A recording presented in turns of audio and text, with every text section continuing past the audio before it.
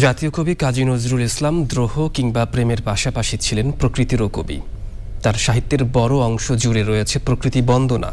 উপন্যাস, গল্প আর কবিতায় বাংলার প্রকৃতির অপার সৌন্দর্য তুলে ধরেছেন সুনিপুণভাবে। প্রকৃতিকে গভীর মমতায় ধারণ করে সাহিত্যের মাধ্যমে প্রকৃতি রক্ষার বার্তা দিয়েছেন কবি নজরুল। আফরোজা হাসির রিপোর্ট।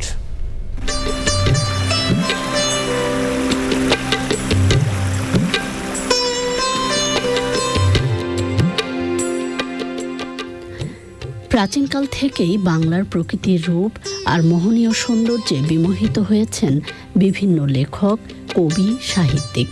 কবি কাজী নজরুলও প্রকৃতির প্রেমে পড়েছিলেন, যার প্রতিফলন ঘটেছে তাঁর সাহিত্য জুড়ে। গল্প, কবিতা, উপন্যাস কিংবা গানের উপমা, কথা আর ছন্দে কাজী নজরুল ইসলাম প্রকৃতিকে তুলে ধরেছেন উদারভাবে।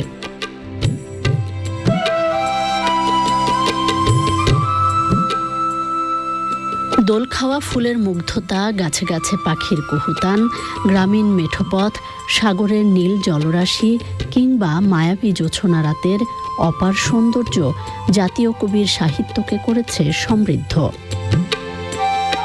কবি তার গ্রন্থের নামকরণেও তুলে ধরেছেন প্রকৃতির প্রতি ভালোবাসা। দোলন চাঁপা, ঝিঙে ফুল, ফণি মনসা, রক্তজবা তারই উদাহরণ। নার্গিস কখনো ফুল, আবার কখনো প্রিয়তমা হিসেবে এসেছে তার জীবনে।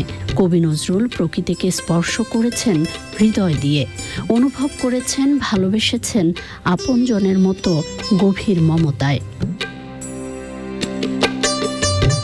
শুধু প্রকৃতির সৌন্দর্যই নয়, এর বিপরীতে প্রকৃতির বিধ্বংসী রূপও তুলে ধরেছেন কবি নজরুল। 100 বছর আগেই তিনি রোজ কেয়ামত বা প্রলয় দিন প্রবন্ধে লিখেছেন জলবায়ু পরিবর্তনের ভয়াবহতা নিয়ে।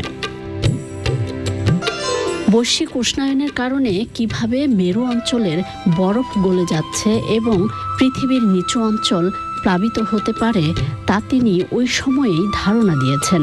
তাই তো নজরুল সাহিত্য আমাদের শেখায় প্রকৃতির প্রতি যত্নবান হতে, প্রকৃতি রক্ষায় এগিয়ে আসতে। আর তা নিশ্চিত হলেই ভবিষ্যৎ প্রজন্ম পাবে প্রাণ প্রাচুর্যে ভরা বাসযোগ্য ধরিত্রী। আফরোজা হাসি, চ্যানেল আই।